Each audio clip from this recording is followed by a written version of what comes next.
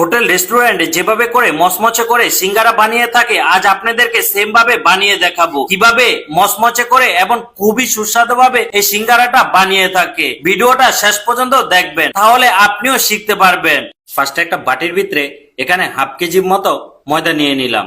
আপনারা কম বেশিও নিতে পারেন আপনাদের পরিমাণ অনুযায়ী। এখন দিয়ে দিলাম 2 টেবিল চামচের মতো কর্নফ্লাওয়ার। এখন দিয়ে দিলাম হাফ টেবিল চামচের মতো কালো জিরা। তারপরে দিয়ে দিব স্বাদ অনুযায়ী লবণ হাফ টেবিল চামচের মতো।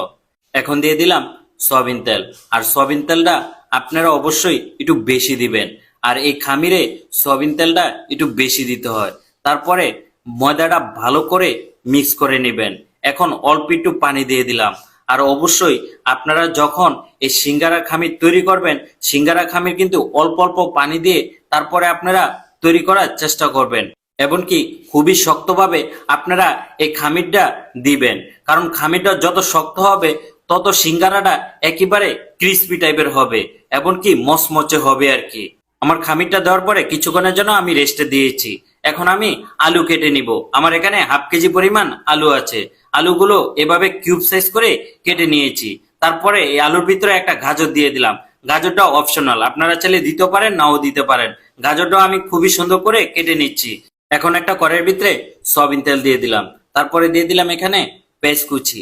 পেঁয়াজটা হালকা একটু ভাজা ভাজা করে নিব।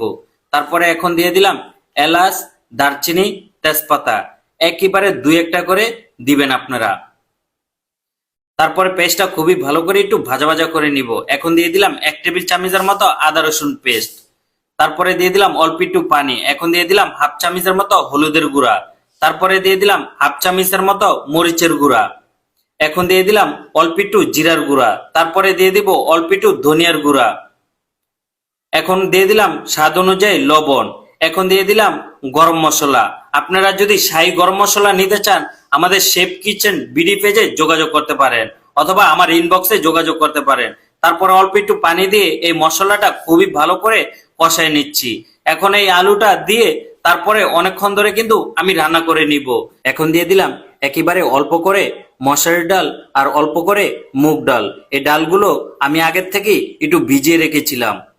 এখন দিয়ে দিলাম চীনা বাদাম। আপনারা বাদামটা দিলে খেতে কিন্তু খুবই ভালো লাগবে। আপনারা চাইলে এখানে কলিজা দিতে পারেন, অথবা চিকেনও দিতে পারেন। তারপরে দিয়ে দিলাম অল্প একটু পাঁচফোড়ন। পাঁচফোড়নটা আপনারা চাইলে দিতেও পারেন, নাও দিতে পারেন।